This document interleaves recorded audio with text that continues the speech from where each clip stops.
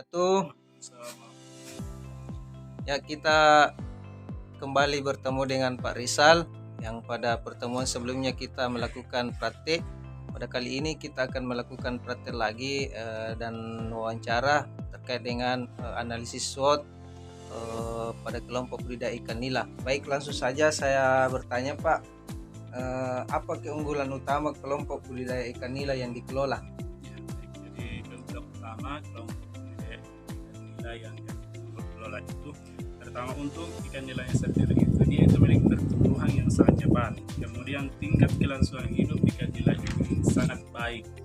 Mengapa kelompok kami ini bisa bertahan sampai sejauh ini dan menghasilkan hasil yang sangat memuaskan karena juga didukung oleh kelompok yang giat dalam usaha ini sehingga hasilnya juga sangat baik. Ya, baik. Yang pertanyaan kedua, apa kendala terbesar yang dihadapi? Misalnya, apakah pernah kekurangan modal dan kekurangan teknologi saat produksi?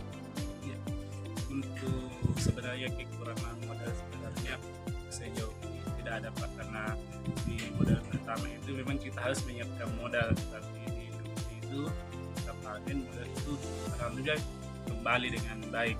Kemudian untuk kekurangan teknologi saat produksi itu juga tidak ada kendala sejauh ini, masih aman. Baik, pertanyaan selanjutnya, peluang apa yang dapat dikembangkan dari budidaya ikan nila ini dan penyuluh perikanan?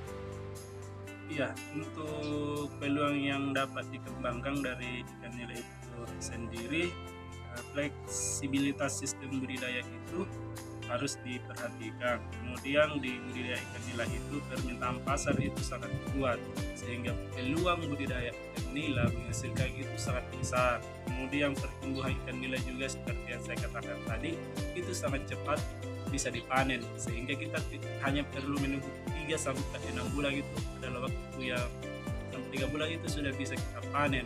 Artinya budidaya ikan nila ini sangat bagus untuk kita kelola. Baik.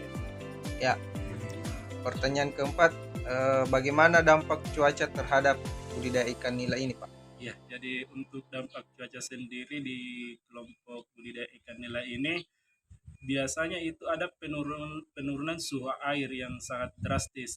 Perubahan tingkat pH ini biasa dipengaruhi oleh akibat air hujan. Jadi ini yang harus kita antisipasi kalau ada semacam perubahan cuaca serta penurunan kadar oksigen yang dapat memicu kematian atau stres pada ikan. Makanya kita menjaga betul, tim itu disuruh menjaga betul untuk selalu mengkondisikan, menstabilkan suhu air yang ada di kolam tersebut sehingga perubahan cuaca bisa tidak menimbulkan resiko kematian pada ikan nila.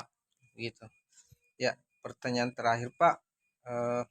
Apa pesan Bapak tentang usaha budidaya ikan nila yang dikelola oleh Bapak? Ya, dan saya di budidaya ikan nila ini, budidaya ikan nila dan budidaya ikan yang sangat menjanjikan sebenarnya kalau kita giat dalam pengelolaannya, karena seperti yang saya katakan tadi, panennya itu cukup cepat, serta ikan nila itu efisien. Efisien dalam arti apa? Dia bisa ditempatkan di mana saja.